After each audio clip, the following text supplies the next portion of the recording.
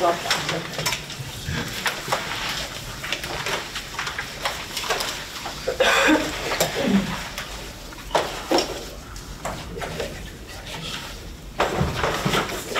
just let it trip over that thing. As long as there's a trip and not a paint. That's it. Oh, I can do that too.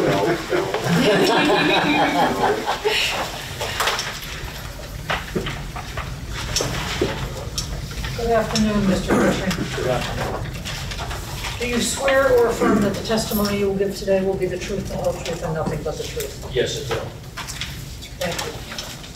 Good afternoon, sir. Could you identify yourself, please? Thomas Cushing, the permit section chief for Mass DOT in Lakeville. Have you submitted pre-filed testimony and rebuttal testimony in this matter Yes, I have. on behalf of the department? Yes, sir, I have. You have that with you? Yes, I do. Have you signed that testimony under the pains and penalties of perjury? Yes, I have. Do you wish to make any corrections to that testimony? Yes, sir, I do.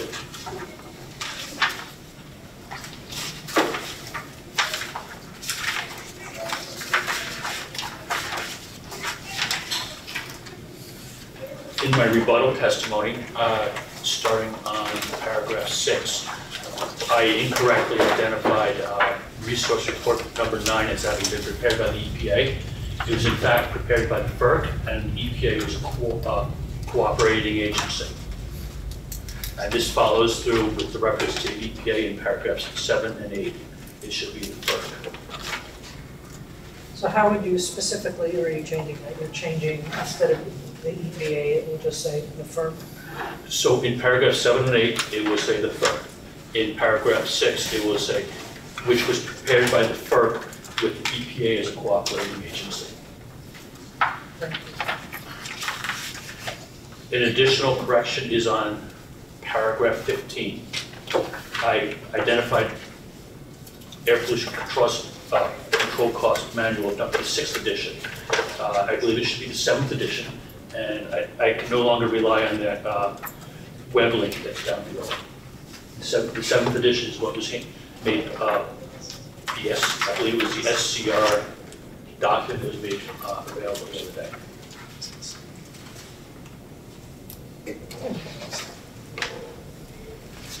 Can I ask, is there a different date than the 7th edition? I don't have a copy of that department.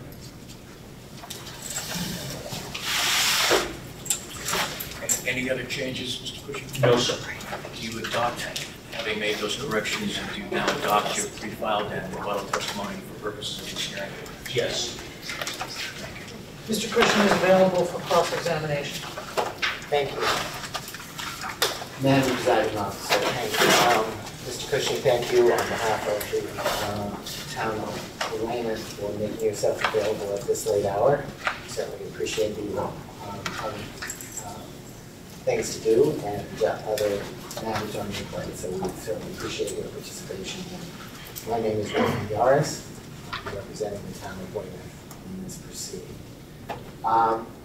If we could begin by looking at your pre-filed direct testimony, and specifically paragraph 24.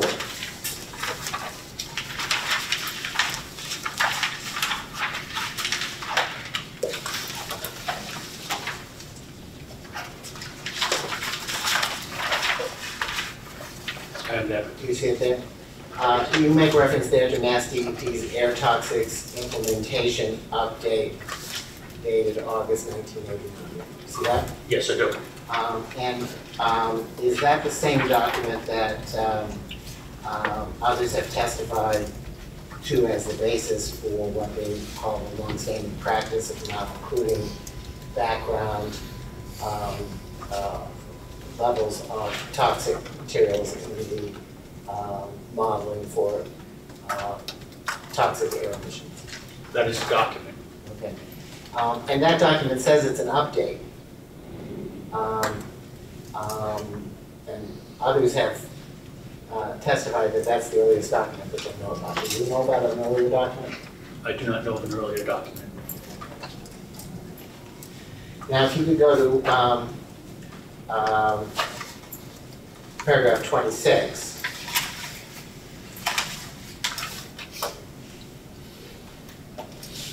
There you say that the ambient impacts of all air toxics are below the AAL and TEL guideline values. You see that? I see that statement. And is the conclusion that you intend to convey there that since they are below the values, then the air plan is eligible for approval? That is one of many issues that we evaluate in issuing air plan approval, so it would not be the sole determinant. That's the reason I used the word eligible. So with respect to ALs and TEL guidelines, if you see the value to be satisfied, then you are satisfied, is that correct? On that aspect, yes. Okay. And if you see an exceedance of an AL or TEL guideline value, what steps does the department then take? Policy requires we take further evaluation. Okay. And what is the nature of that further evaluation? In all my years of experience, I have never encountered that. I have not done further evaluation. Okay. All right. Now if we could look at your rebuttal testimony.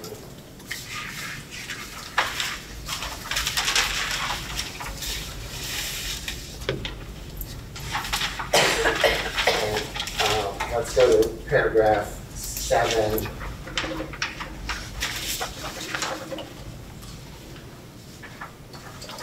And 8, where you recently made a correction. Yep. Okay.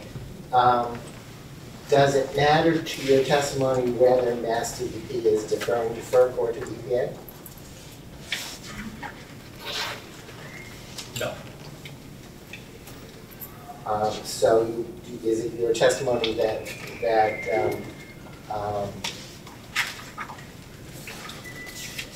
that a statement that is made by FERC carries the same weight in your decision making than a statement that's made by EPA? Yes. Okay. Are you aware that that the FERC process specifically does not result in an air plan approval for this facility? I am aware. And so FERC doesn't make judgments about whether the facility qualifies for an air plan approval, is that correct? My understanding is they do not make that determination. Okay, but you nevertheless defer to them equally as to EPA, is that correct? Correct. Okay, now if we could go back to paragraph 6.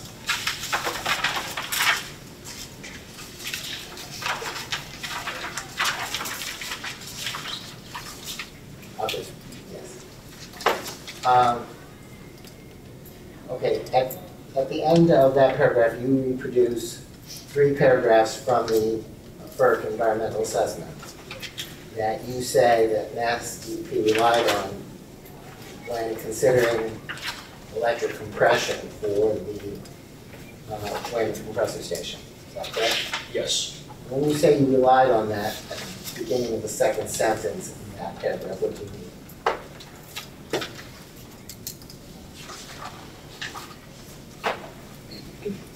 So in the second sentence, starting with in doing so, is that where? No, actually, yes, in doing so, there it is. Okay. Yes. So the context of this is, whether we have the latitude to redefine the project. So I looked at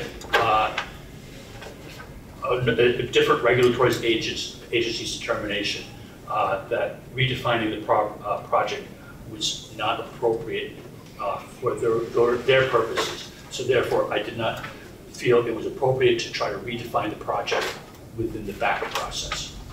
Okay, so when you decided to rely on the environmental assessment, did you first conduct a review to determine whether you agree with the statements that are made in the environmental assessment? I read through it, yes. Now, did you make a determination that you agree with it? I did not make any determination. So you merely decided to follow along with whatever FERC stated, is that right? I relied on their assessment.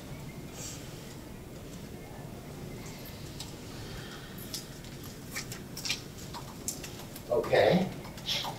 So the environmental assessment, as you quoted here, states that currently there is not enough electric transmission infrastructure in place to accommodate the additional power supply. You see that? Can you specify the paragraph for that, please?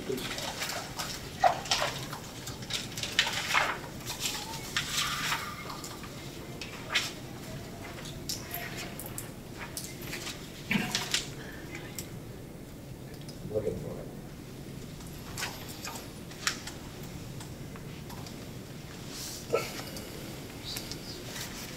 Second paragraph, first sentence. Second half of the first sentence. There is not enough electric transmission infrastructure in place to accommodate the additional power supply. See that? Yes, I do. Okay. Did you take any steps to verify this assertion? No, FERC has the resources to do that verification. I do not. Okay, so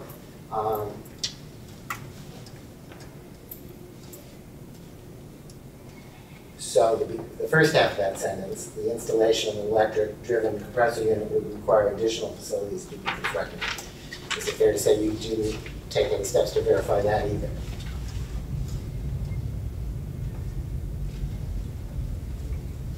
To make a specific determination, no. All right, the next sentence, it says the construction and operation of electric-driven units would increase the environmental impacts of the project. Do you see that? No, can you point me to it, please, The again? next sentence after the one we were just talking about. Okay. Begins for each station. Okay, yes, I see it. And then it says the construction and operation of electric-driven units would increase the environmental impacts of the project. Do you see that? Yes. And then it says including increasing the amount of land disturbed and creating new permanent visual impacts. Correct, I see that. Are you aware of any other impacts besides those two that are mentioned in the environmental assessment?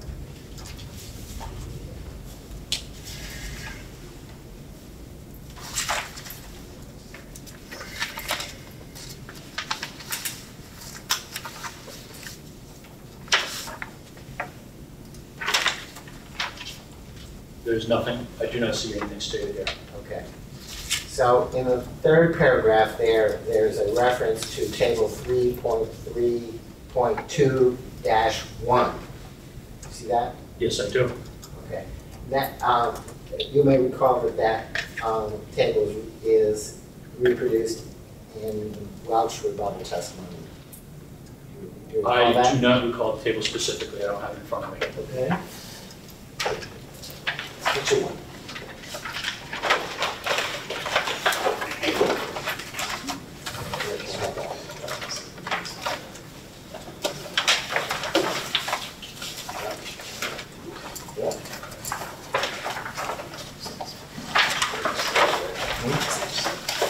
Page 6. Do you have a copy of the Welch text? I have a copy of William Welch's. Okay. Yes. Oh, that's good. Oh, excellent. All right, if you look at page 6, I am there. at the top, by a happy coincidence, there is a table there that is numbered 3.3.2-1. You see that? Yes, I do. Um,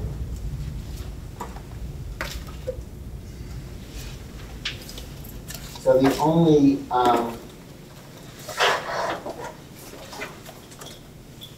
environmental impact mentioned in this table appears to be additional land area that would be affected by construction. Is that correct?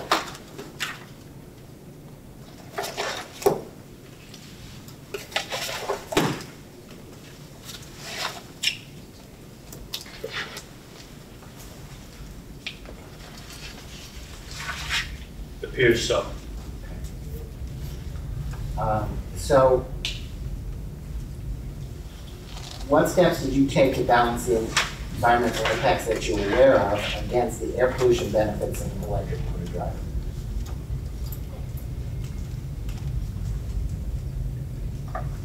I had some discussions with Algama. I did not feel it was appropriate to redefine the project, so there was not a lot of discussion on that. Well, I'm trying to understand why you decided it was not appropriate to redefine the project. And I'm wondering if, in the course of doing that, you balanced the air pollution benefits that would have been derived from using an electric motor drive against the other environmental impacts that we identified here.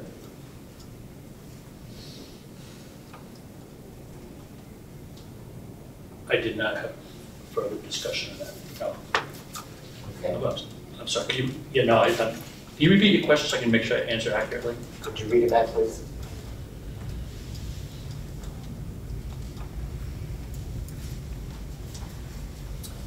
I'm trying to understand why you decided it was not appropriate to redefine the project, and I'm wondering if in the course of doing that, you balanced the air pollution benefits that would have been derived from using electric motor drive against the other environmental impacts that we identified here. So it's a compound question. So I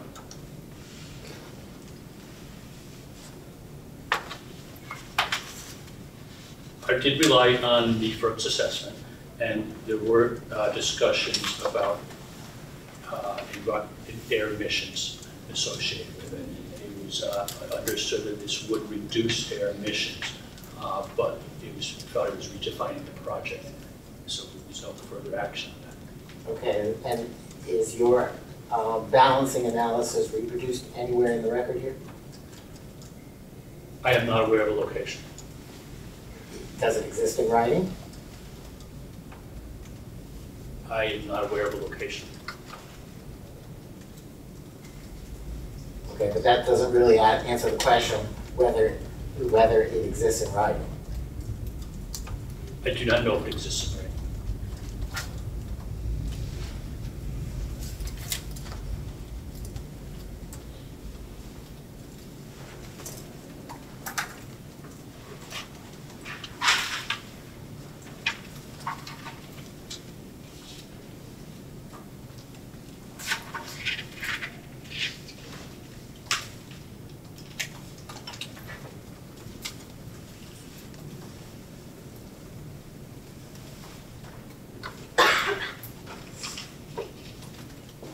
Okay, if you go back to the three quoted paragraphs from the environmental assessment, which are reproduced in your rebuttal testimony, paragraph 6. We go to the third paragraph here.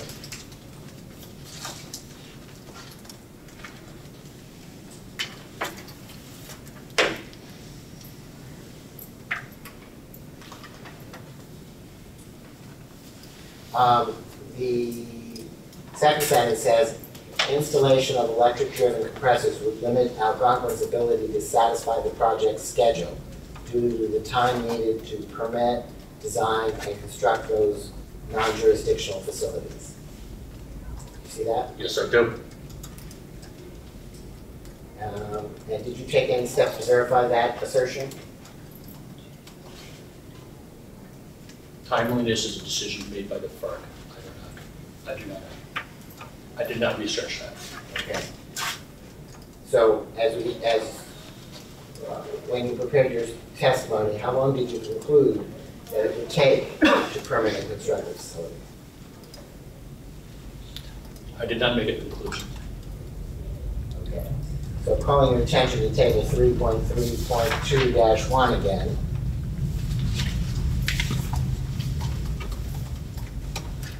Okay. You see where it says 18 to 36 months? Yes, I do.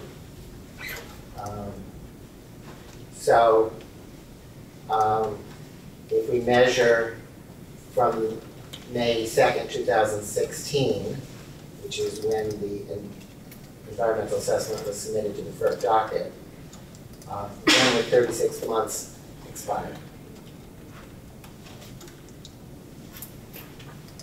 So you're asking me so repeat, what's the date, starting date? May 2nd, 2016. It'll be 3 years later. So May 2nd, 2019. Approximately May 2nd, 2019. So 2 weeks ago? Thank you. All right, going back to the environmental assessment.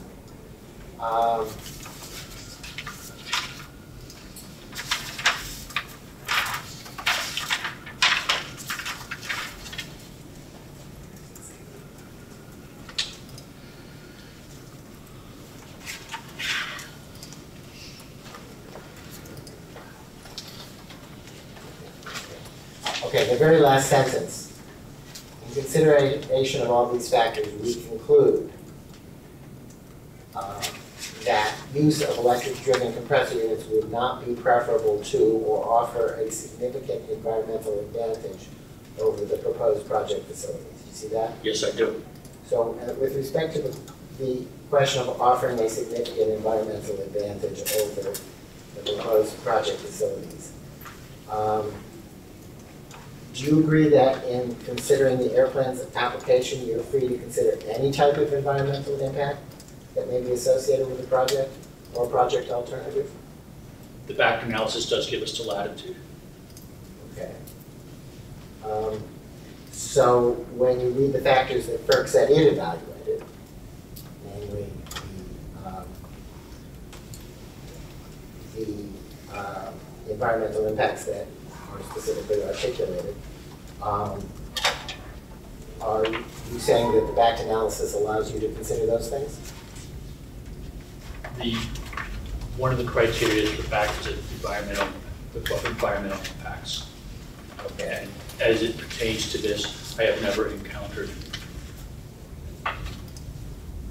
I've never dealt with a FERC-driven project other than this. I did rely on their assessment. Okay. So you relied on and took into consideration factors other than just air emissions, is that correct? I did rely on their assessment, and it was a decision. It was part of my decision not to redefine the project. Okay. And so as part of that, did you request any documents from Algonquin that would help you to evaluate the statements that are contained in the environmental assessment?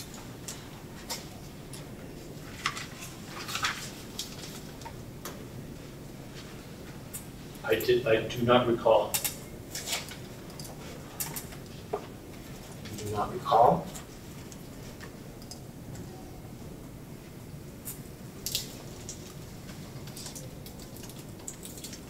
I do not recall if there was additional documents supplied. Okay, but your testimony was that you didn't actually conduct an independent analysis, so you just simply relied on the environmental assessment. My testimony is I relied on the assessment by the firm. Okay, so then how is it that you don't recall whether you asked for any additional documents from Algonquin? Despite relying on the FERC, I always would have had the ability to request additional documentation. I do not recall if I did. I did rely on the FERC's assessment. Okay, so that if Algonquin gave you any documents, you didn't consider them. Is that fair? Objection. He doesn't recall whether he requested. Sustained.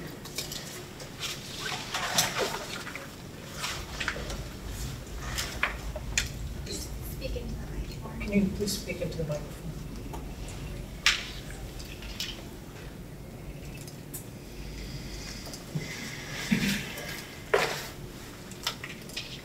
Okay, if we go back to the quoted section of the environmental assessment, the third paragraph,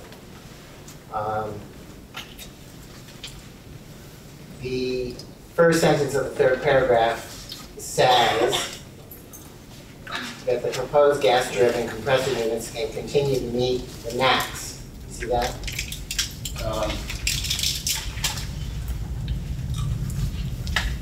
Yes, I do. Okay. Is there anything in the environmental assessment where FERC reached a finding or conclusion with respect to AALs and TELs? AALs and TELs are a state-only initiative or a state-only requirement. It is not a federal requirement. They did not analyze this to the best of my knowledge. Okay, and FERC didn't consider them then, is that correct? They would, I do not know what they considered. If they consider anything beyond here, it is a state-only requirement. I do not know if they considered it in part of their review. But they didn't reach any conclusion. There is no statement of conclusion here. Okay. And is there any statement about the decreased emission of air pollutants that may result from electric compression?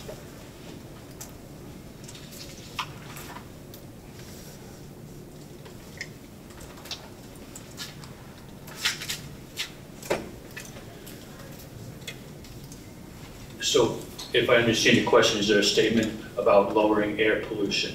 The first sentence of the third paragraph, while the use of electric-driven compressors would lower operating emissions to proposed gas-driven compressor units can continue to meet the max. Okay, so there is an acknowledgement by FERC that the electric-driven compressor units would in fact lower operating emissions.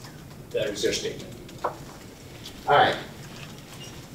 We look at paragraph 8 of your rebuttal testimony.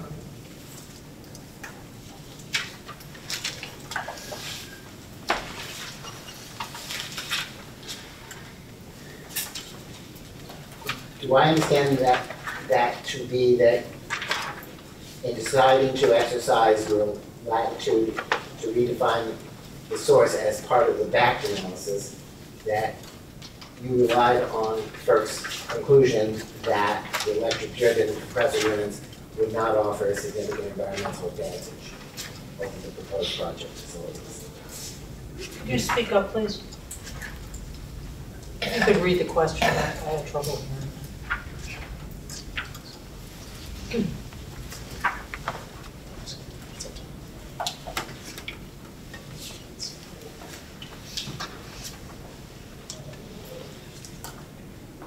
Do I understand that in deciding to exercise your latitude to redefine the source as part of the back analysis, that you relied on FERC's conclusion that the electric-driven compressor units would not offer a significant environmental advantage over the proposed project facilities?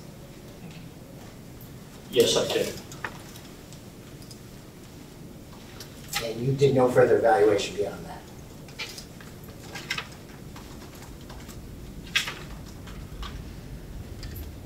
I did no independent evaluation on these issues. I did realize that FERC made their determination that it was not appropriate to move to require an electric-driven compressor, and on that basis, I did not exercise latitude to require or redefine the project. In short, it was. Or, no, scratch that. You got my answer.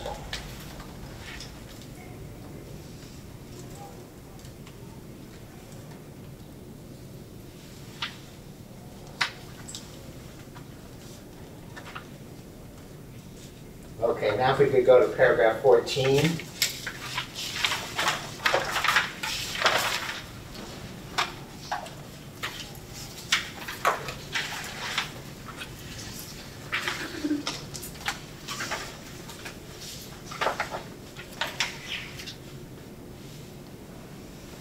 And there you say in the last sentence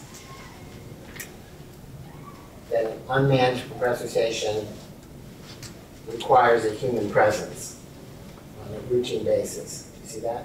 Yes, I do. Can you define what you mean by routine?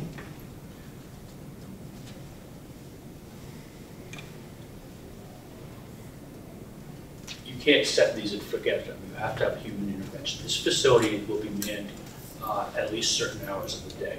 So this is not an unmanned location. Okay. And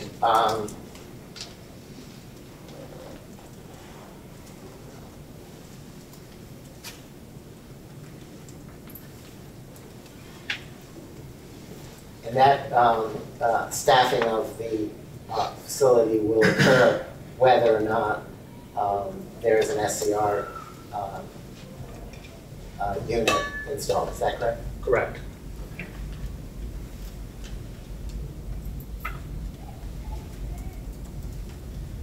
Okay, now if we could go to the next paragraph, paragraph 15.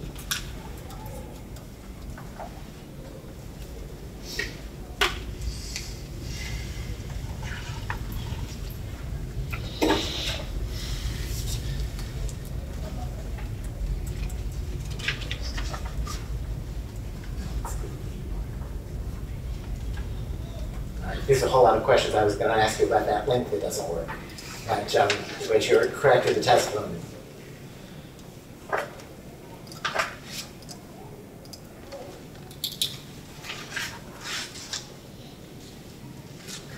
Okay, so I think we're all in agreement that the document that you referred to, that you intended to refer to, is the 7th edition of the EPA Cost Control Manual. Is that correct? Yes. Okay. And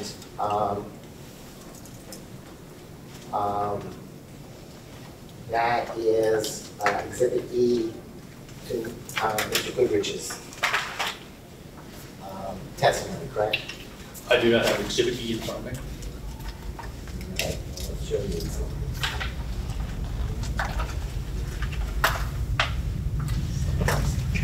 Okay, here it is.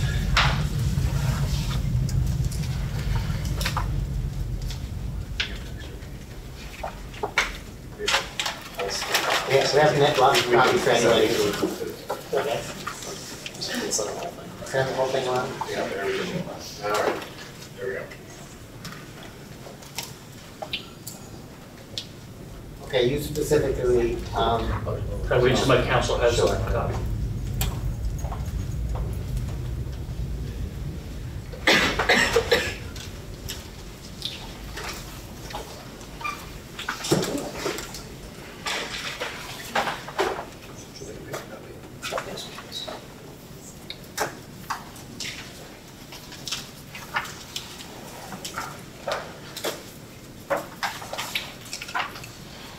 Everyone get one?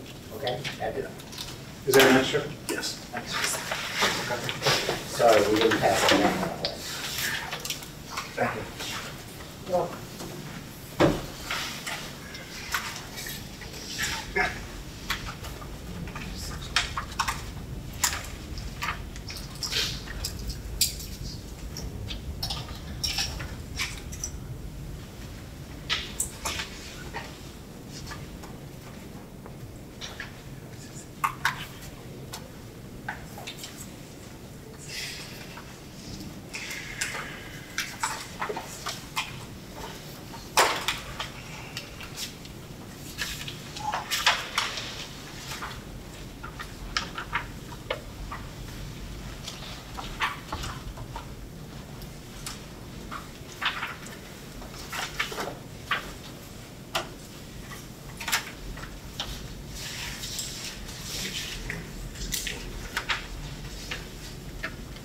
Okay, if you could, all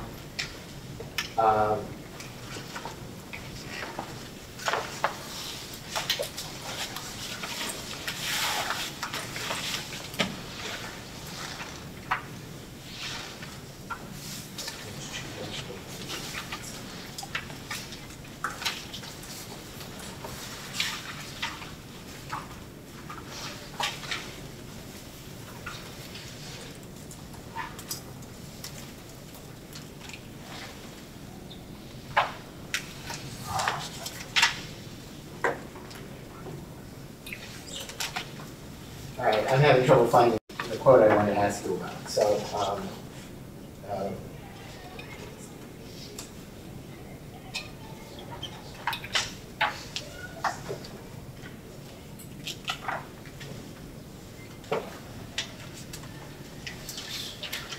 so let's move on to another topic. If he finds it, then I'll come back and ask you about it, all right?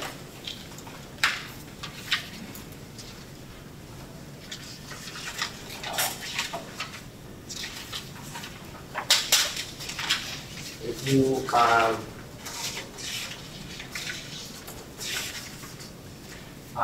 turn to paragraph 10 of your rebuttal testimony.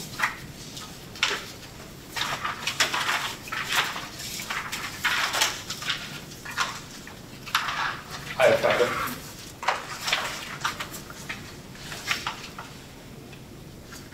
And in this part of your testimony, you are rebutting William Power's discussion of selective catalytic reduction as backed. Is that correct? Correct. Okay. And so for the purpose of this question, can we agree to refer to selective catalytic reduction as SCR so I don't stumble over it? We can agree. Okay, great, thank you. Can we agree that SCR is feasible for use on the solar Taurus compressor proposed in Weymouth? It is technically feasible, is my understanding. And can we also agree that it's available for use on the solar Taurus compressor proposed in Weymouth? That has been indicated as part of the backed analysis. Okay. So, can we agree that your disagreement with Mr. Power's concerns whether SCR would be economical for use in Weymouth? Correct. Okay. And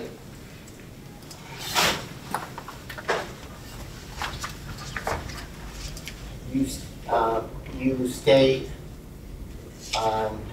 there that Mass DEP agrees with Algonquin's case-specific backed analysis. You see that?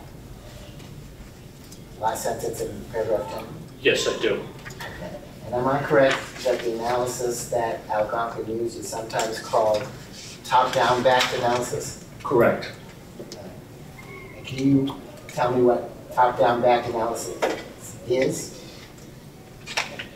It's a procedure outlined in our backed guidance where you identify all control technologies and you rank them in relative control efficiency, and then you assess them in a sequential manner. And in this case, you would be assessing the cost of control of the top case, and if it's determined not to be cost effective, you move on to the second case, in which you do a cost analysis, and you continue down the hierarchy. Okay. And sometimes applicants, instead of using the top-down back analysis, use something called top case back guidance. Is that correct? That is correct. And is it fair to say that top case back guidance is based on data collected on approved air emissions plans that have been approved somewhere else and identifies the lowest emission levels that have been required for any particular type of facility anywhere in the U.S.? No, sir, that is not correct. The top case determinations are Massachusetts specific. So these are top case determinations made within Massachusetts. Okay. So is it your position that, is it the department's position that that it's up to the applicant to decide whether to use the top case back guidance or conduct a top-down backed analysis? That is correct. And do you do anything to evaluate that choice? The option is available to do a top-down backed analysis in lieu of accepting top case. So that is, it's their decision. Okay. And when you are evaluating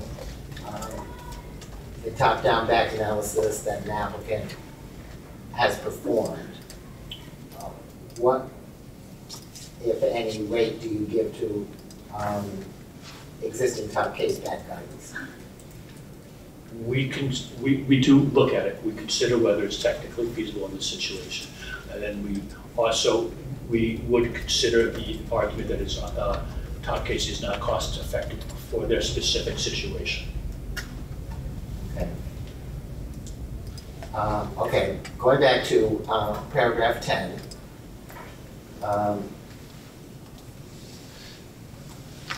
You say that the applicable cost effectiveness range is $11,000 to $13,000 per ton. Do you see that? Yes, I do. Okay. And am I correct that that's the same range that is specified in Mass DEP's back guide? That is where the number comes from. Okay. And that, you've used that range since 1990, is that correct? Correct. is there anything in any Mass DEP regulation that would prohibit the department from adjusting that range to account for inflation?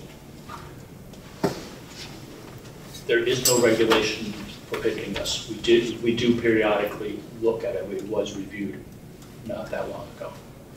It was reviewed not that quite that long ago. Tell me about that review.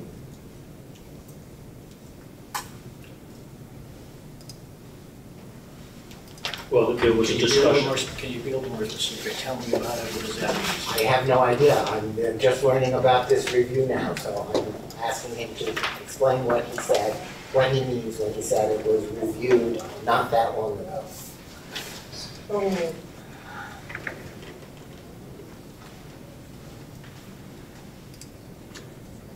There was a internal discussion regarding back and the appropriateness of continuing to use these numbers. I do not have the exact, I do not know the dates of these conversations. And who is involved in these conversations? In addition to myself, my counterparts in the 3 other regions, Okay. and Mr. Keith. And Mr. Keith, okay. So is there anything in the guidance as it's written today that would expressly prohibit adjusting the range to account for inflation? There is nothing in the guidance.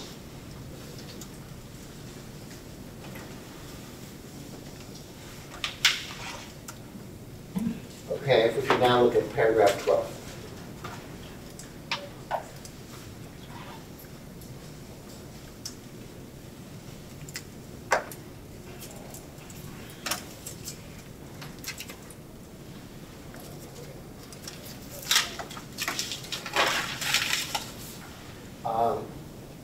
In that paragraph, you quote the NSR manual. Do you see that? Yes, I do. Okay. And it says in the first sentence, the baseline emissions rate represents a realistic scenario of upper boundary uncontrolled emissions for the source. Do you see that? Yes, I do. And what is your understanding of the term uncontrolled emissions? As the unit would emit without any add-on controls or without any additional control technologies. Okay. All right. Now, one of the basic documents here is the airplanes application. You have to. I do not have it in front of me. All right, let's get it.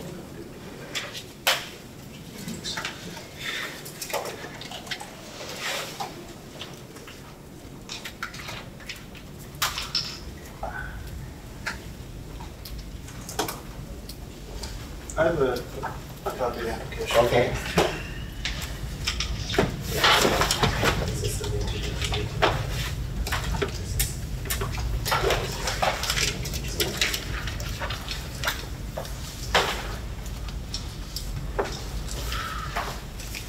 Is this one, Neighbor? This one is January 7th.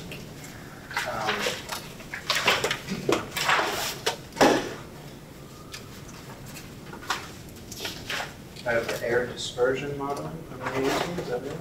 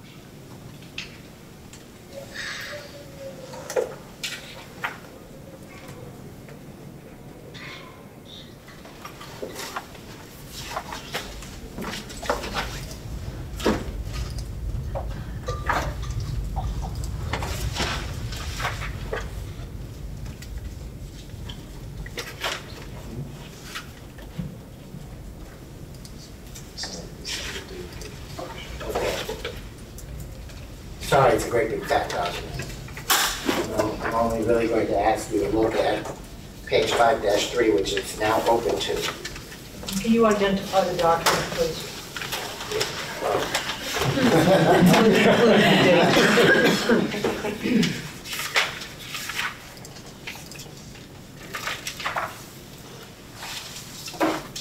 Is this the revised May 2018 application update?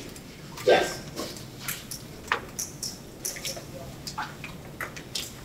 Okay, if you would look at page 5-3. I am there. Okay.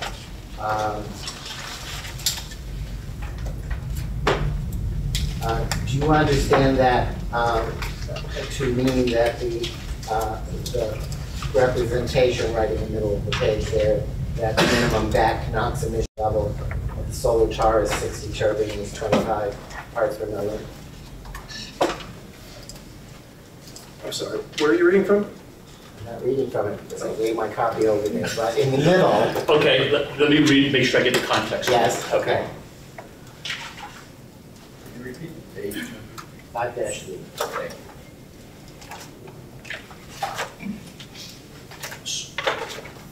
So can the question be repeated?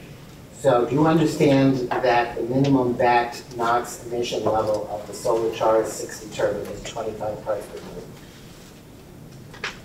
No, sir, I do not interpret it that way. Okay, how do you interpret it? I interpret that 25 parts per million as a federal regulatory limit under the NSPS.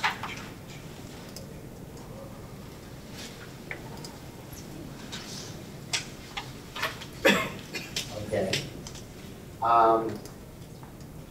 And the solar charged 60 gets this down to 9 parts per million somehow, right? Through dry low NOx technology, yes. Sorry, Dry low NOx technology. Okay. So the dry low NOx technology is a change that was adopted in order to control the turbine's emissions, is that correct? It's an evolution in design.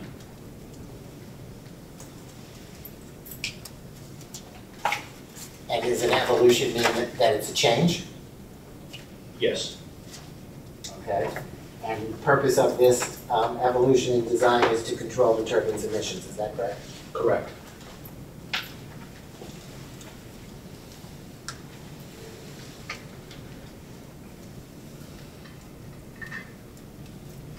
So perhaps you can help me with one of the stranger results of this analysis.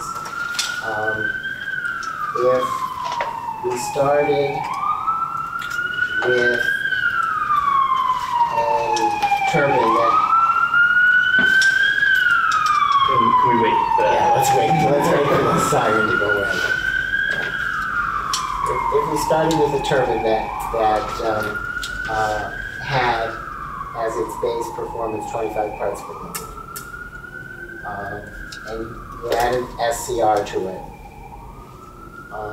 you would ultimately end up with an emission rate that is lower than 9 parts per million. Is that correct? Can't hear you, sir. Mr. Mieres, can you speak up, please? Could you read the question again?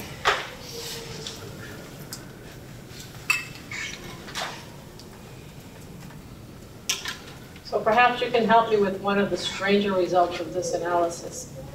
Oh, actually, no, we're going to get interrupted by. So the question is, if we started with a turbine that had as its base performance 25 parts per million, and you add SCR to it, you would ultimately end up with an emission rate that is lower than 9 parts per million. Is that correct? That does not give me enough to go on to answer your question. What else would you need to know? The efficiency of the SCR.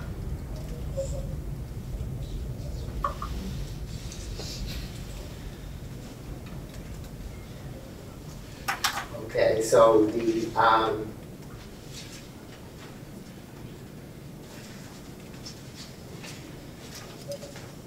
I believe in the testimony subject to check, in Mr. Power's testimony, he suggested that the efficiency was 95%. Is that right?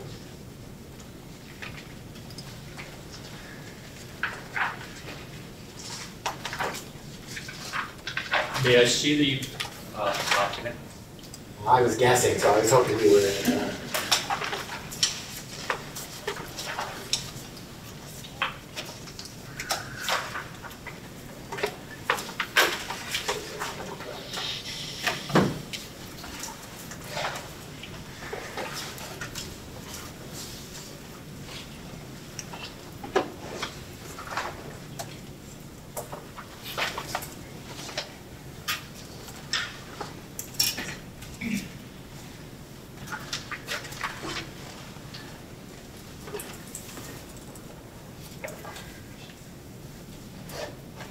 Mr. Harris, is your question regarding what Mr. Powers testified to?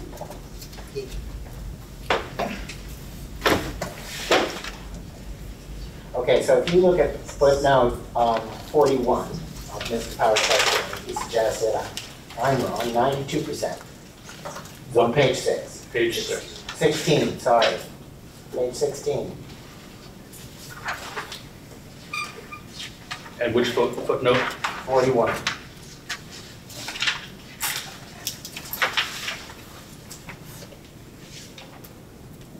So let's use 92%. No, sir, I'm not willing to do that. That is Mr. Powers' mathematics. That is his determination.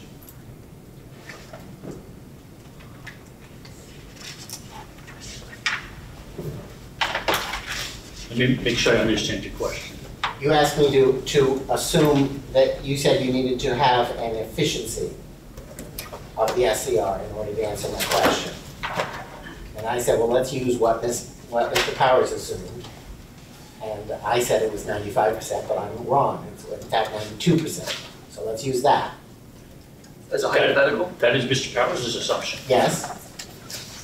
I am not sure I can agree with his assumption. Okay. I didn't ask you whether you agreed with it. I just said, if you apply 92%, would that result in a reduction lower than 9 ppm? It would be, if I applied 92%, it would be 92% of 25. 92% reduction from 25. Correct. So that'd be about 2 ppm, is that correct? I don't know. You say so. Well, if 92% reduction would mean that 8% is left, right? Correct. 8% of 25 is 2. Okay.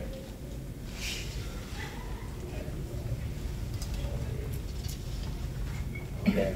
But because this particular, I think it's been referred to as the super deluxe version of the Solenox technology, starts with 9 parts per million. You don't get down to below 9%, 9 parts per million. Is that correct? Can you repeat that question? I'll give it a try. And are we still on page 16? No, we're back on paragraph 12 of your testament.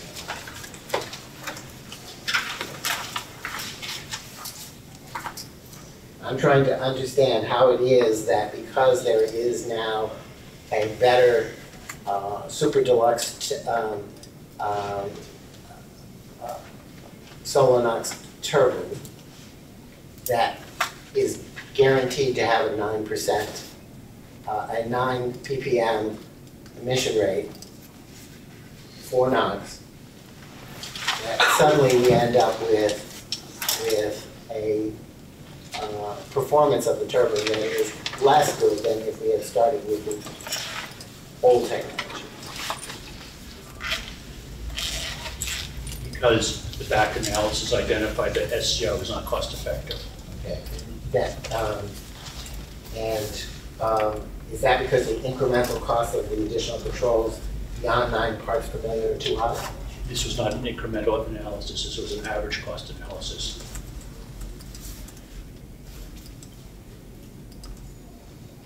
When you say it was an average cost analysis, did you average in the cost of the technology improvement that allows the solar char 60 to get down to 9 parts per million in the first place? That was deemed an inherently lower polluting process. And as such, it is the base, now 9 ppm is the defined baseline. The term you use there is inherently, say it again? I would refer you to my testimony on page 4, the quote to the NSR guidance. Okay.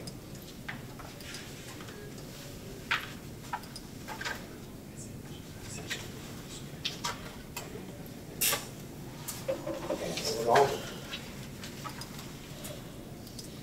The term, the word you used was inherently, and I'm looking for that in part 1. The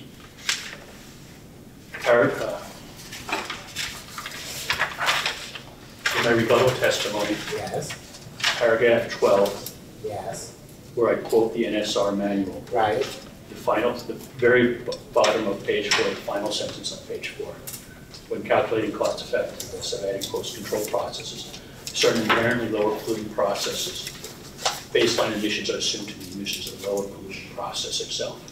so you're saying this is an inherently lower polluting process. I am.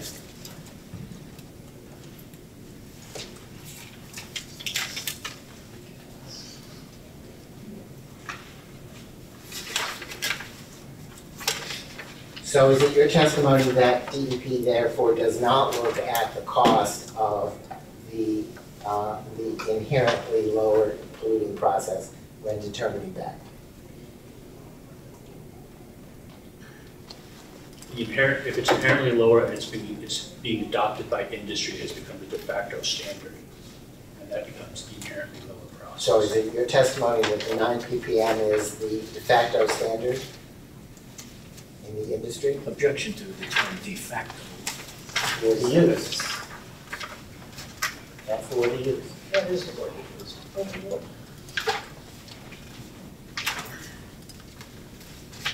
Search of the rack clearinghouse and other relevant other turbine approvals found it was 9 ppm is what was currently representative back as back it was 9 ppm associated with solo NOx. Okay, so were you here when Mr. Powers testified, seems like a year ago, but I guess it was just 2 days ago. I was here. Did you hear him testify that with respect to the turbines that had been approved, the solar turbines that had been approved in Massachusetts? He identified four turbines in Massachusetts. These were combined heat and power units, yes, I understand. Okay.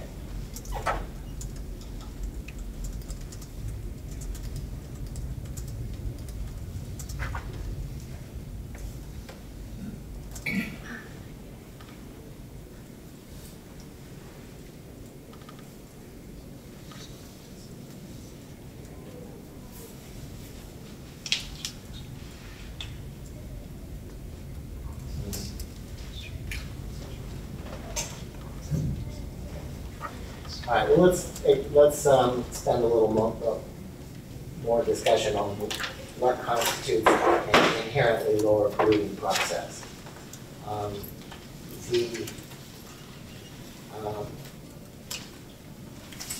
There was an original process involving the Solar Char 60 that did not include the enhancements that are being proposed here. That's correct. Could you identify where it was identified? What is being proposed here, as I understand it, is the version of the Solar Char 60 that is represented to yield 9 parts per million NOx. Correct. Okay. Prior to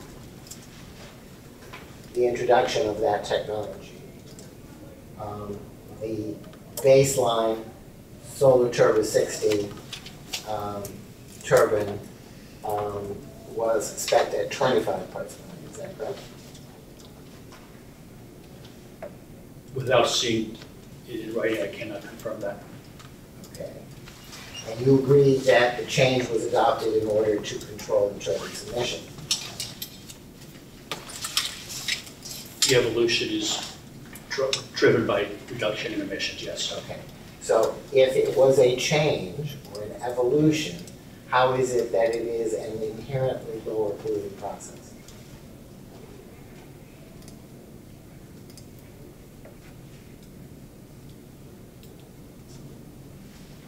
because that's what is now available, and that's what's become driving the industry. That is now becoming the industry standard. So is it your testimony that industry decides what's inherently lower polluting and what's an addition to the turbine? This NSR guidance is meant to be technology driving. As technology advances, you will receive inherently lower processes, and that's what has happened here. My concern was I did not want to put on an older, dirtier unit just to drive the emissions down. So even though it would have resulted in lower emissions, you didn't want to do that?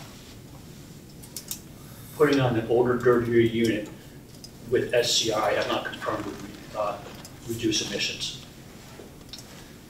Okay, but you just testified that you wouldn't want to take an older, dirtier turbine and require SCR merely to reduce emissions. I have no confirmation that it would go below 9 ppm. Okay, I think we can do. I have no further questions at this time. Mr. Goldberg, Thank you. welcome. Thank you, Mr. Cushing, for being here, though I'll admit I have more sympathy for someone like Dr. Baird than someone like you in the manager's position for being here late, but nonetheless, thank you. Just a couple of questions. First, in your rebuttal testimony, paragraph 4, you have a quotation for what you refer to as EPA guidance. Excuse me, my rebuttal? Yes, your rebuttal testimony, paragraph 4, which starts on page 1 but extends on page 2, and towards the top of the page you have a quotation there for what you refer to as EPA guidance. And you see that? Yes, I do. Okay, and there's a footnote, footnote number 1 to that document, correct? Correct. And is that what is titled the New Source Review Workshop Manual? You know? That is the new source review workshop. Okay. Did you provide a copy of that as part of your as an exhibit to your testimony? No, sir, just the link. All right. And in paragraph 6, where you refer to EPA guidance, in the very first sentence, is that the same document that you're referring to? So, paragraph 6. That starts, EPA guidance does allow the permitting agency, et cetera. Is that the same document you're referring to? Referring to where? I'm sorry, in paragraph 4, you use the term EPA guidance, and you meant by that what you have to footnote to the New Source Review Workshop Manual. Yes, they refer to the same guidance. Same document, all right. Rothschild, I don't need to question Dr. Cushing about this document, but I would like to get it entered into the record. We have the stock, take that, that link and send out a copy of it to everyone. Well, I don't see why not. I don't know, Mr. Cushing, do you maintain a copy of that document? I'm not asking if you can provide it, I'm just, how big a document is it? You may be looking at a couple hundred pages. If I may, it's 322 pages. I could specify fewer pages, but I've looked at it, but I thought I had a copy with me, and I don't have it, but I could specify the pages that I wish to send, but if we're sending it by email. Well, there are a number of documents in this proceeding that are voluminous, in excess of 250 pages. Well, I mean, I can specify the pages that I'm interested in. I think that there's only, if you're able to identify specific pages within that document, everybody has access to it. Would be pages B13 as identified at the bottom, at footnote 1, and B14. That's all that I'm concerned about. I think the same documents referred to in paragraph 12 as well, but for purposes of my question, B13 and B14. I just want to be sure that if it's used in terms of the closing brief, that that's acceptable. Absolutely. All right. You know, I think that, you know, ordinarily, and the pre-hearing conference made note of this, that all documents relied on are to be attached to the pre-filed testimony of the witnesses. That has not been done uniformly in this case, with good reason, I think. That, there are not enough trees in the forest. That, as well as bandwidth on the department's servers. So I think that if everyone is able to reference that document themselves via the link that's contained in Mr. Cushing's testimony, that's sufficient for my purposes, unless there's some objection from any of the parties. And then with Mr. Goldrose's specific references to those 2 pages, it'll be reflected in the transcript of which pages he referred. Is that acceptable to everyone? Yes. Thank you very much. All right, then if you could go to paragraph 3 in your rebuttal testimony on the first page.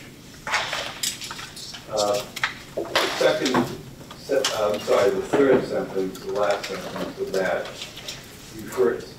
begins by an allowance for up to 30 minutes was included at Algonquin's request. This is referring to startup and shutdown. Do you see where I'm referring to there? No, can you state where it is? Paragraph 3 of the rebuttal testimony on page 1. Third line begins, an allowance for up to 30 minutes was included at Algonquin's request. I see it. All right. And that's the 30 minutes that's referred to there is what's included in table 8D of the plan approval. Is that correct? The 30 minutes allowance or not to exceed 30 minutes for startup and shutdown. Could I have a copy of the plan approval, please? Give me my copy.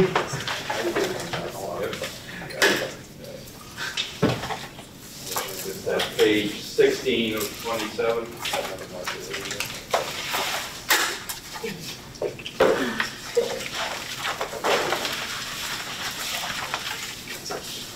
I'm not actually going to ask you anything about this.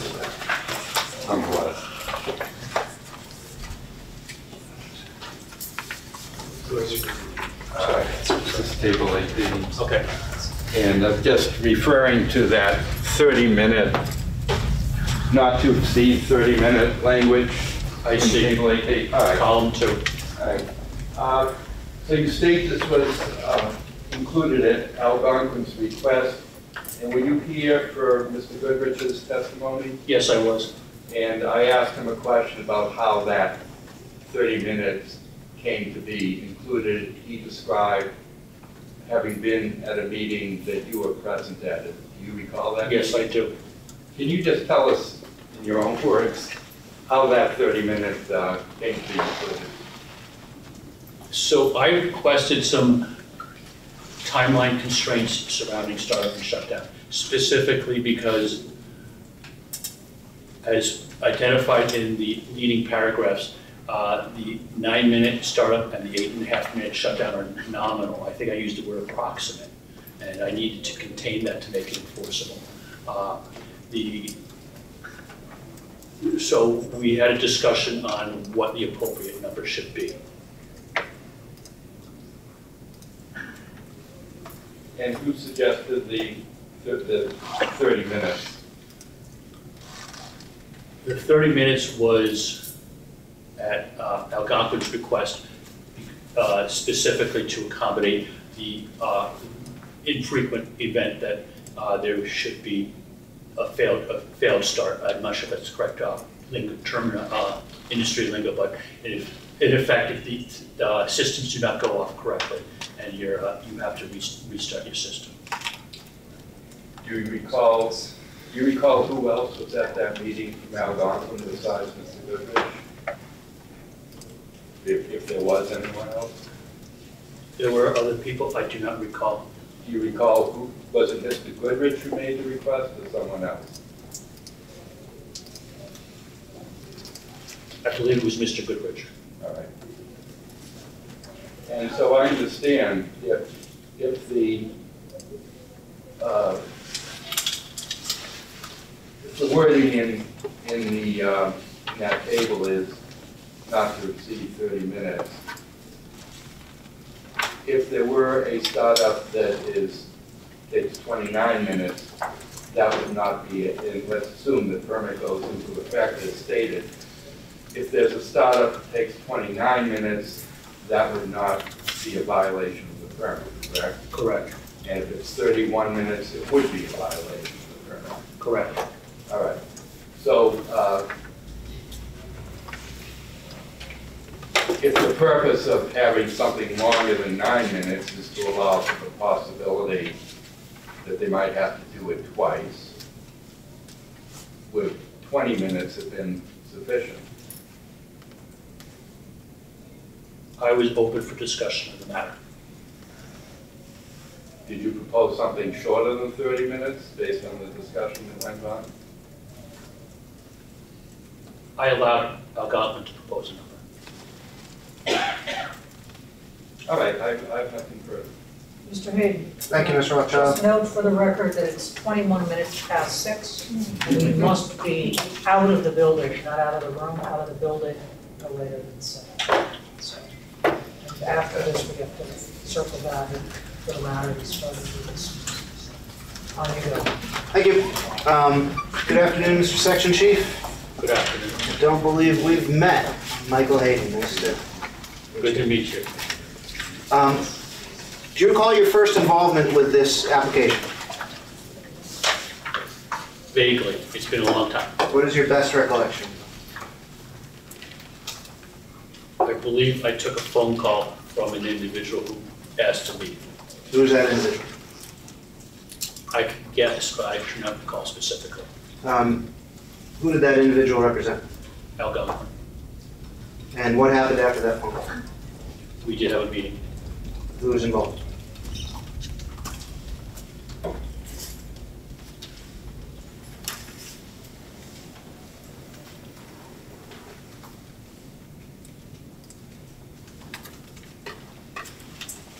There was an individual by the name of Terry Doyle.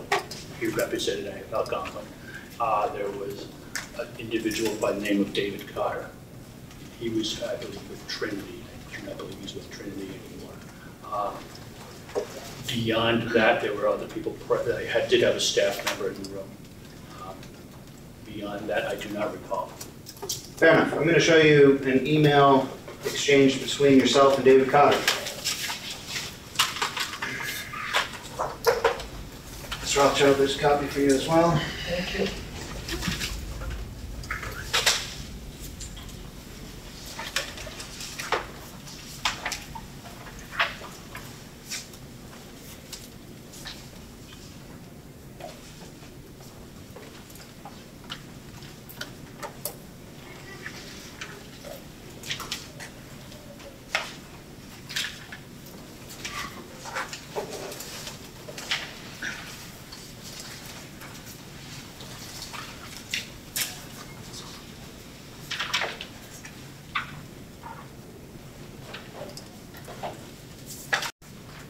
Mr. Dingle, Mr. Fallon, are you okay to proceed?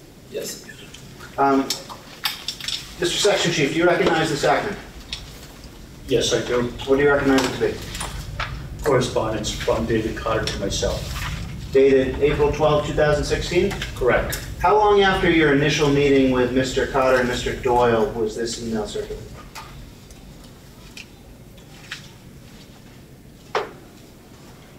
So my initial meeting would have been a pre-application meeting, and this was circulated at some point. Well, it was circulated some point after I received the first iteration of the plan application. Sure. So How long after the pre-application meeting did you receive the first iteration of the plan application?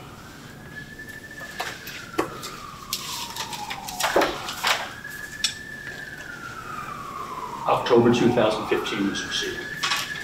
And how long after the first iteration of the plan application did the department provide Mr. Cotter with a draft air quality plan approval?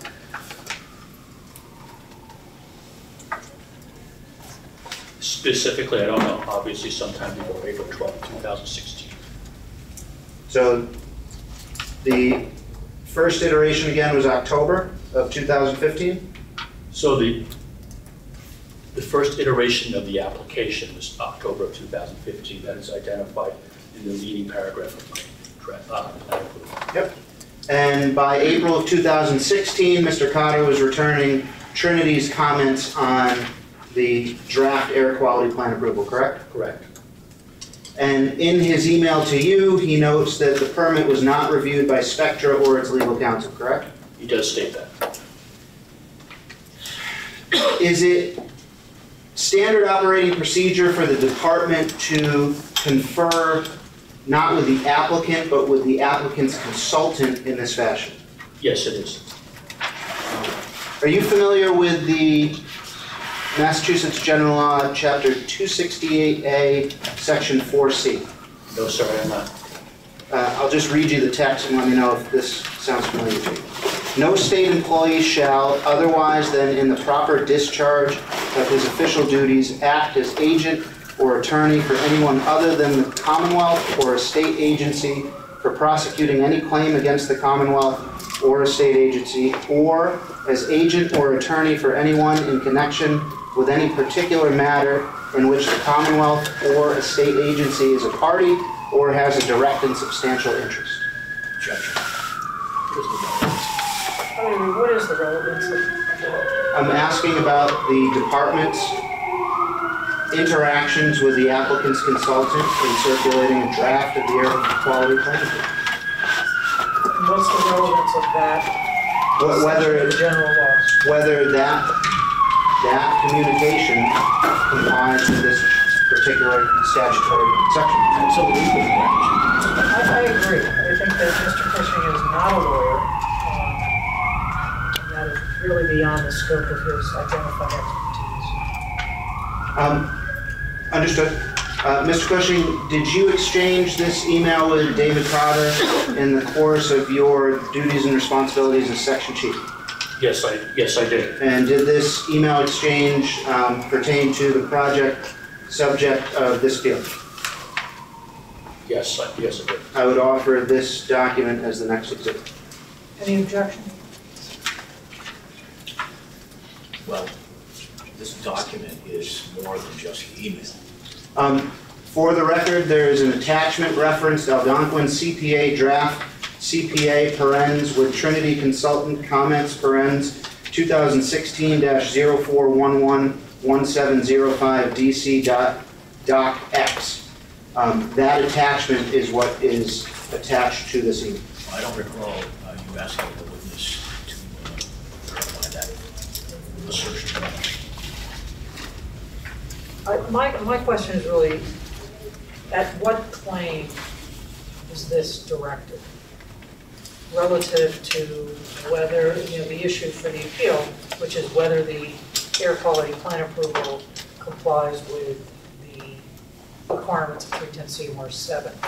So raising this document and your question with regard to the statute, I want to know how does this relate to the claims that your clients have made?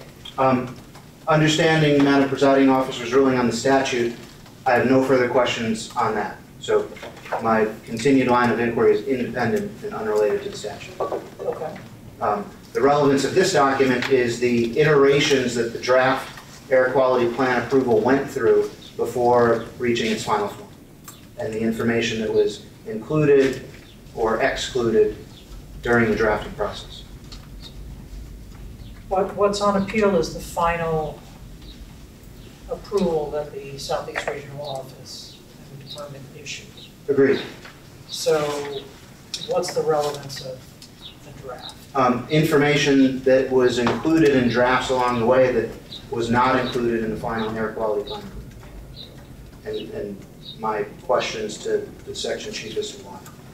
And you believe that's relevant to whether the air plan, quality plan approval complies with the regulations? I do.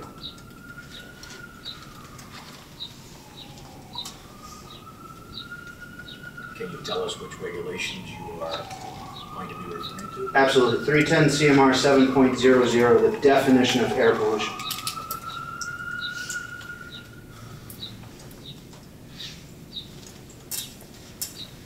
And I don't see how draft documents relate to that. Anyway, I don't see it. I don't see the relevance in the drafts. Well, as I ruled with some of Mr. Cram's objections with regard to relevance, I question the relevance of this. I'm going to let it in. It will be given the appropriate weight. Give you leeway to see how you argue this with regard to compliance of the permit that was actually issued with the regulation. And I will note the compliance. Is this number 28? Yes.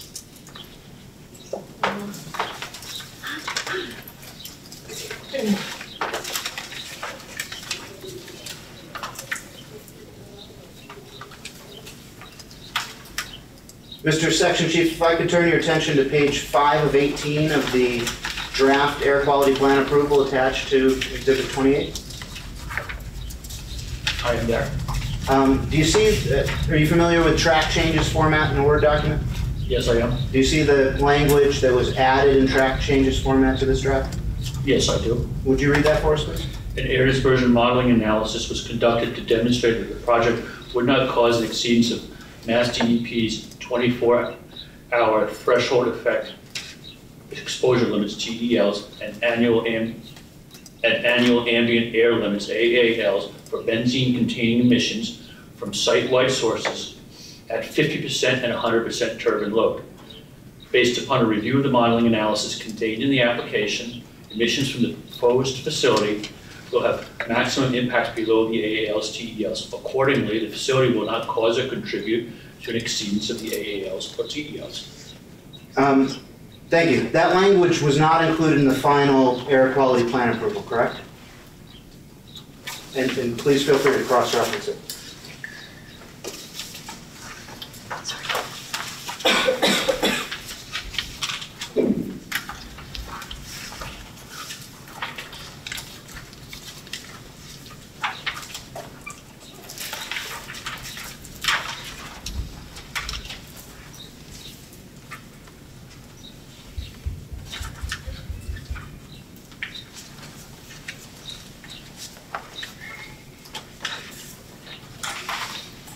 I am looking at section C of the final version, and it does not appear there.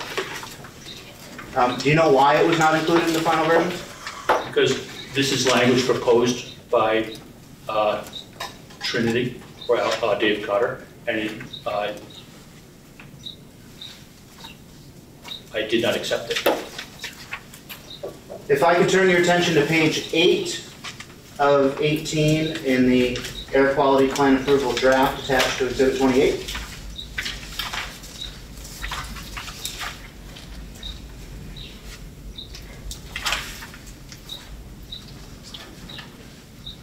For Table 2C, startup emissions.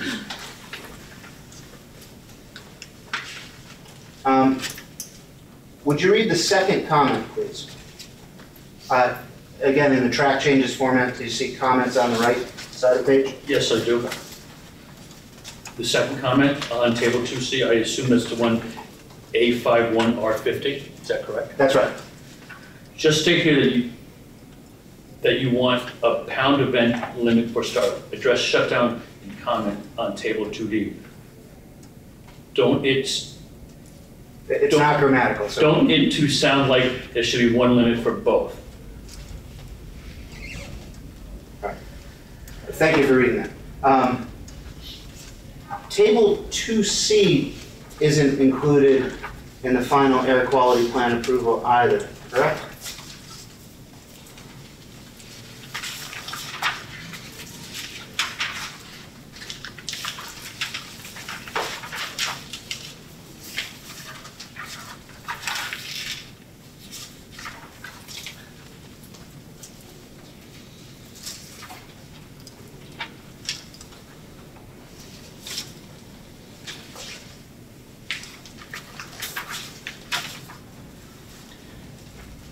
Table 2C has been reformatted and updated to appear as Table 8D. Thank you. So instead of an independent table for startup emissions, in the final air quality plan approval, Table 8D describes startup/shutdown emissions, correct? Correct. And there's a footnote 6, a note 6 after that. And what does note 6 say?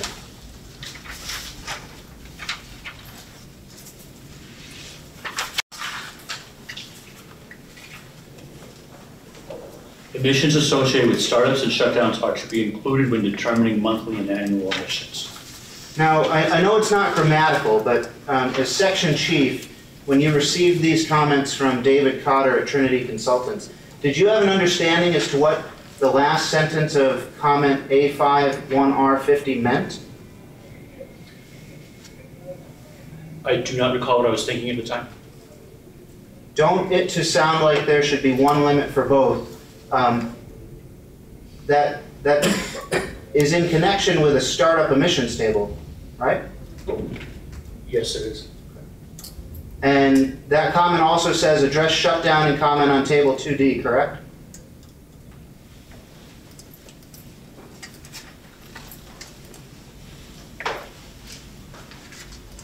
Yes, it does. Okay, so in this earlier draft, we've got different tables for startup emissions and shutdown emissions. Correct. And is it a fair reading in your experience as section chief for this comment received by the applicant's consultant? Don't it to sound like there should be one limit for both? That the air quality plan approval should not describe a limit, one limit for both startup emissions and shutdown emissions?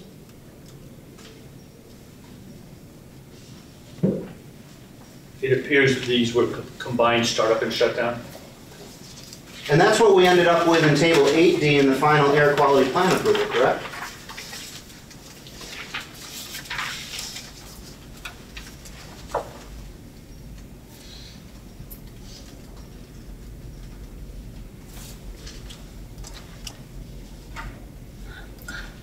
I'll tell you, it's hard to understand what that grammatically incorrect comment means.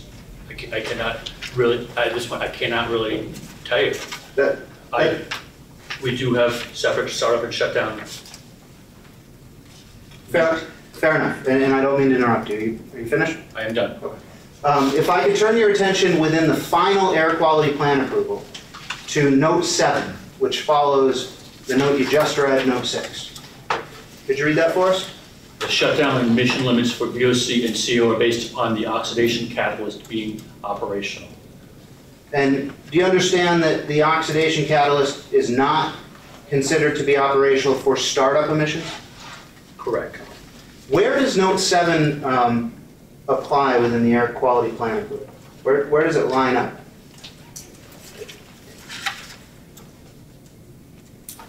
It's just a matter of clarification of how the emissions for shutdown were derived. Do you understand my question? So if you look at table 8D, Okay? for startup shutdown emissions, there's the superscript 6, which then you can look to the note section and read what note 6 means. Yep. Where is the superscript 7?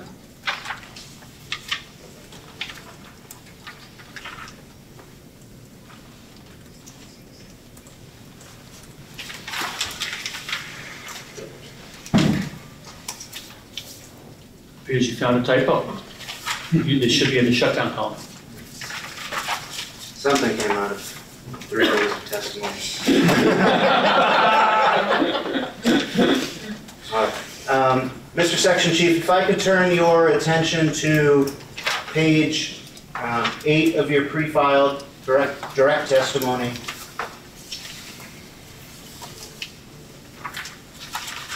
paragraph number 24.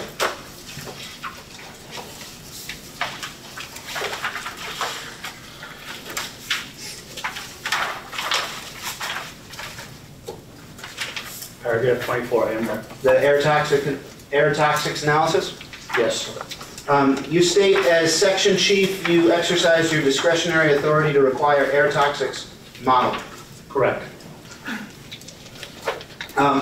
Mr. Pacheco earlier today testified that he learned at a NESCOM conference, New York State's practice to incorporate cumulative risk from multiple sources in the area in the calculation of maximum allowable offsite impact. Did you hear his testimony? I heard him. He also testified that he spoke with his direct report, Branch Chief Mark Wirt, about that information from New York State that he learned at NESCOM. Did you hear that I testimony? heard that testimony. Were you aware of that before today? No, I was not. Is that information relevant to your duties and responsibilities as section chief? It increases my understanding of how different states are addressing issue under their own prerogative. You exercise your own prerogative to require the applicant, in this case, to model air toxics from its facility, correct? Correct. And the guidance that the department relies upon in not going one step further to require applicants to model air toxics from nearby sources is this 1989 EPA document that we've looked at. Correct. Mr. Section Chief, do you have Exhibit 23 in front of you? That's the Oregon memo? No, I do not. Oh, it's right here. Thank you.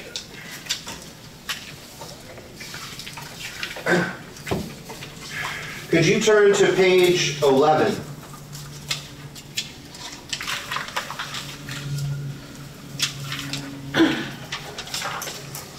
Do you see the section entitled Summary of Considerations for Cumulative Risk from Multiple Sources Within an Area? Yes, I do. Would you read the first bulleted point followed by the next bulleted point beneath it?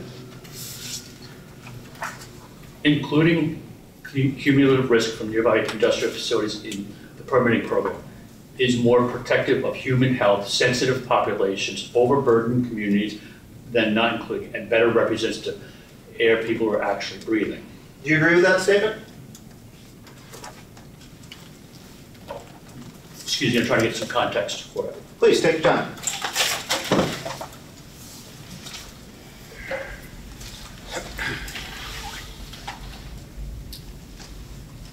It appears to be some discussion points. Right, and discussion points that your employees have brought back to the department and discussed with your branch chiefs, correct? My counterparts. So I am unaware of any discussions on these matters. Understood, but the discussions from your hearing testimony today from the department are taking place. Yes. And if I could turn your attention to paragraph 31 of your pre-filed testimony, please.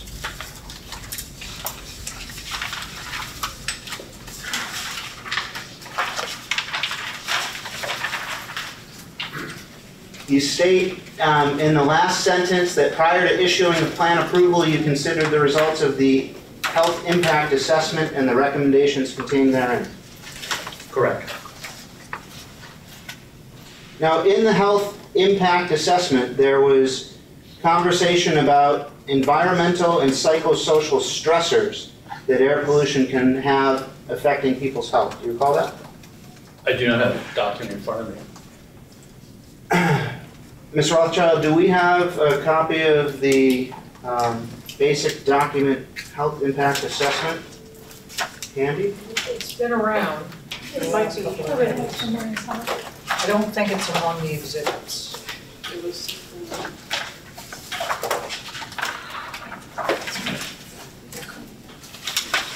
Thank you, Mr. Kramer. We're not going to mark that. We're going to Correct. go back to. Correct. This will not be marked. If I could turn your attention to page 69 of the HIA, please.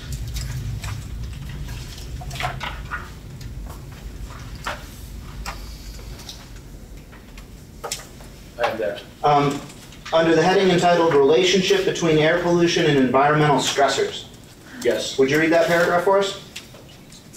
There is emerging science regarding how interactions among environmental or psychosocial, physiosocial stressors and air pollution can affect people's health.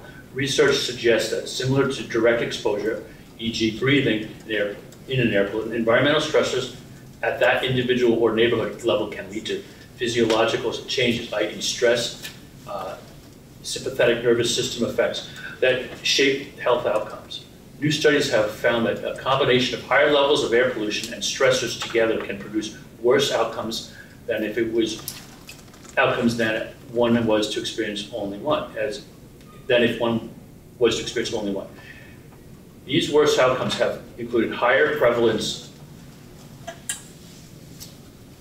for stroke and diabetes, reduced cognitive functions, and higher levels of asthma exacerbations. In many of these studies, the stressors are characterized through measures of neighborhood disorder, which seek to portray a picture of a community's physical and social environment in relation to feelings of control and ownership. Thank you, Mr. Section Chief. Now, when you reviewed the HIA in connection with issuing the plan approval, you reviewed that language, correct? I saw it. And considered it, correct? Yes. Under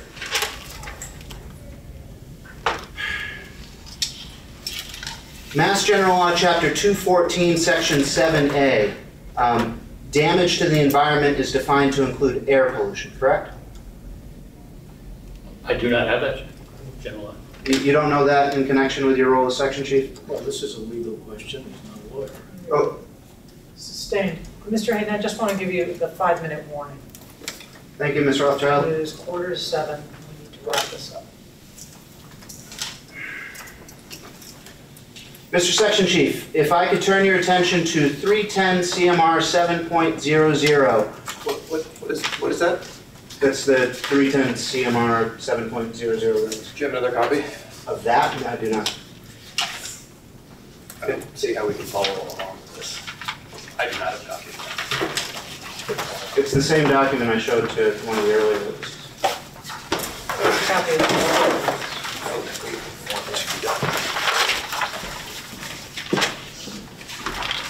Thank you.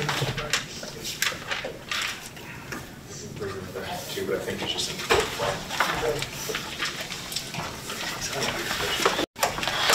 Mr. Bertram, I'm all set. Okay. Thank you. Okay.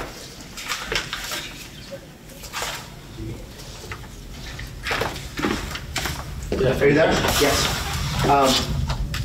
Do you agree that the definition of air pollution includes 3 subparagraphs, A, B, and C? Yes. And subparagraph A states that air contaminants emitted from an air contamination facility shall not cause a nuisance, correct? Correct. And subparagraph B says that air contaminants emitted from an air contamination source shall not be potentially injurious to human life, animal life, or plant life, correct?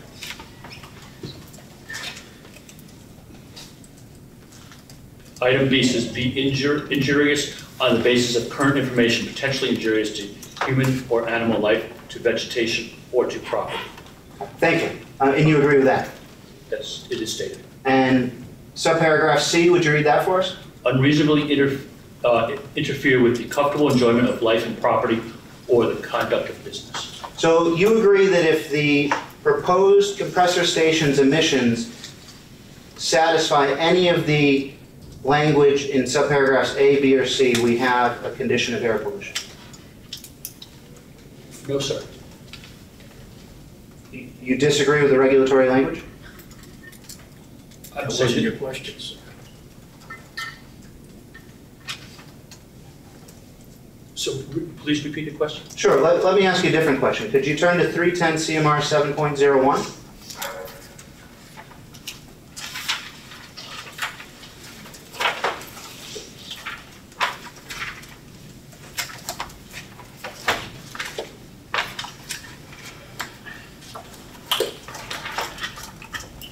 Sorry. At risk of... It's okay. You're the last witness. That can remain out of order. 7.01, starting with no person owning. No person, you want me to read it? Please. No person owning, leasing, or controlling the operation of any air contamination source shall willfully, negligently, or through failure to provide necessary equipment or take necessary precautions, permit any emission from said air contaminant source or sources of such quantities of air contaminants that will cause by themselves or in conjunction with other air contaminants be a condition of air pollution. Do you agree with that? I agree that what I read is in the regulations, yes. Okay. And cause or in conjunction with other air contaminants cause a condition of air pollution, we can look to 7.00, those 3 subparagraphs that we read before, correct? Definition of air pollution? Yes. And if I could turn your attention to one more regulatory section under 310 CMR 7.02J.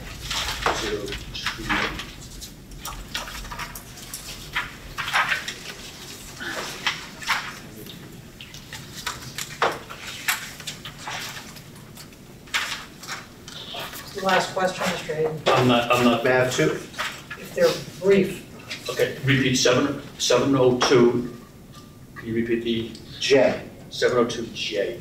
So it's 310 CMR 7.02, then there's a parentheses 1 or parentheses 2, which, Sure. I gave you my copy, but it's the section that begins, department approval will be issued where? If I may approach to help direct the witness? Thank you.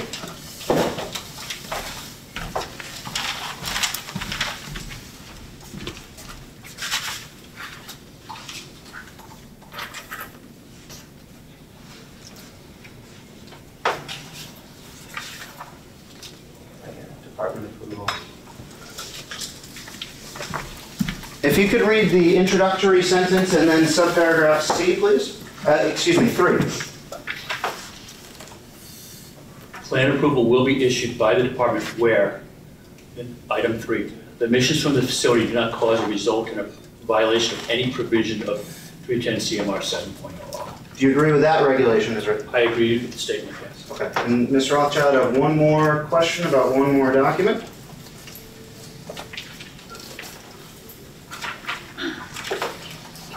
Sorry.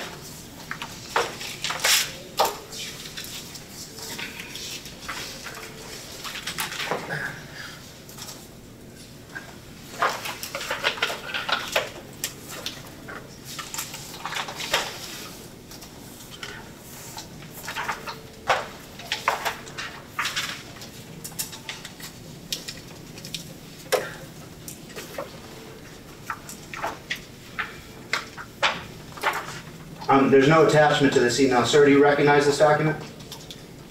I see that it is addressed to me. I do not specifically recall it. Sure, but do you have any reason to dispute that you received this? No, sir. I'd like to offer this so it's part of the record. Can we clarify that the witnesses identified all pages of this? Absolutely.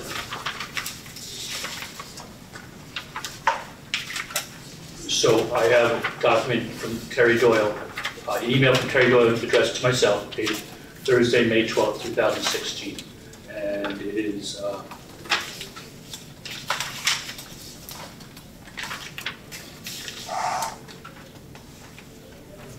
it's a little confusing. The numbering goes page 1, page 3, page 5, page 7.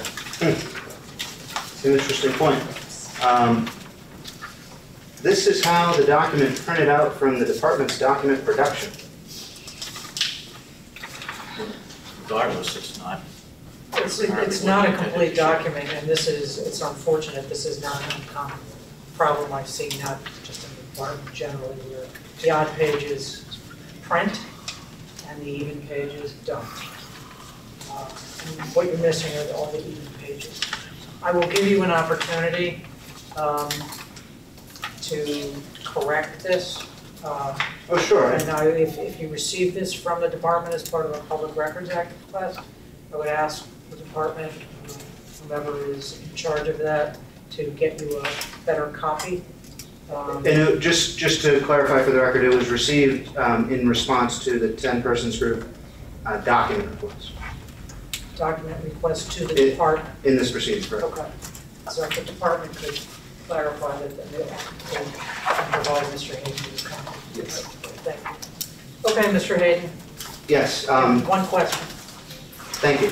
On the last page of this document, Mr. Section Chief, the first sentence after the underlined language states, Tom's intent is that this permit will be in line with and will look somewhat similar to the Chaplin, Connecticut and Burrillville, Rhode Island issued permits. Was that an accurate description of your intention in issuing an air quality plan approval to the applicant? No, sir. My intention was to make sure, relative to this email, my intention was to visit that location to get a better understanding of compressor stations. And use that understanding to make sure I properly permitted in the context of Massachusetts regulations. So their description of issuing a permit that looks somewhat similar to the Chaplin, Connecticut and Burrillville, Rhode Island permits is not a description you agree with? To issue an approval, my understanding was the facility was somewhat similar, but my intent to issue an approval that was similar, it would be a mischaracterization. That was the question I had about this. Thank you. Okay, before we conclude for the day, I want to discuss the issue that came up first thing this morning with regard to the data that we posted to the DEP's website like yesterday with a link provided to the parties.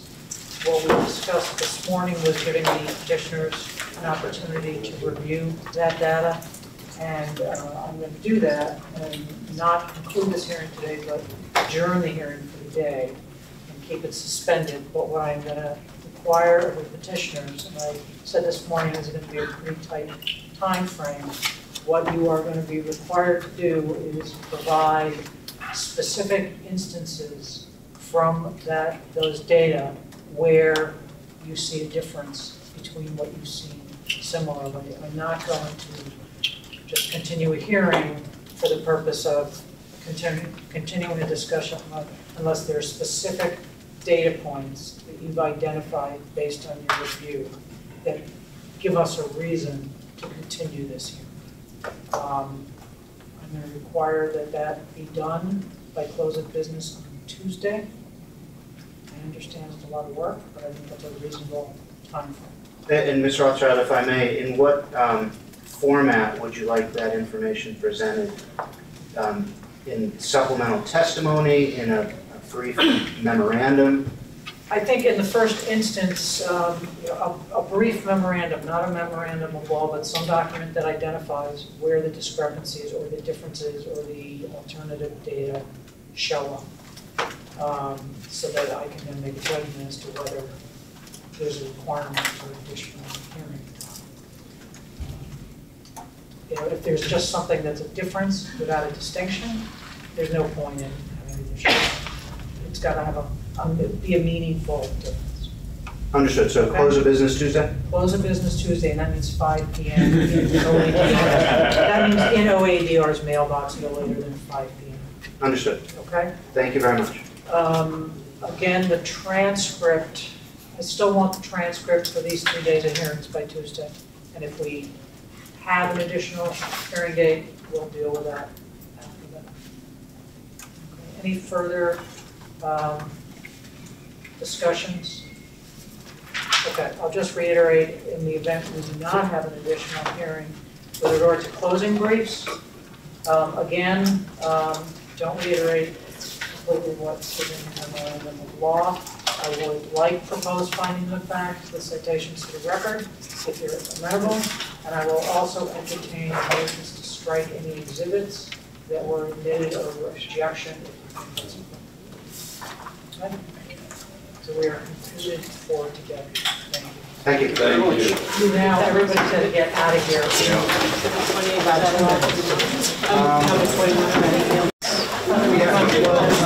Ms. Rothschild, I don't mean to reopen anything, but our report report is asking about the status of that last document.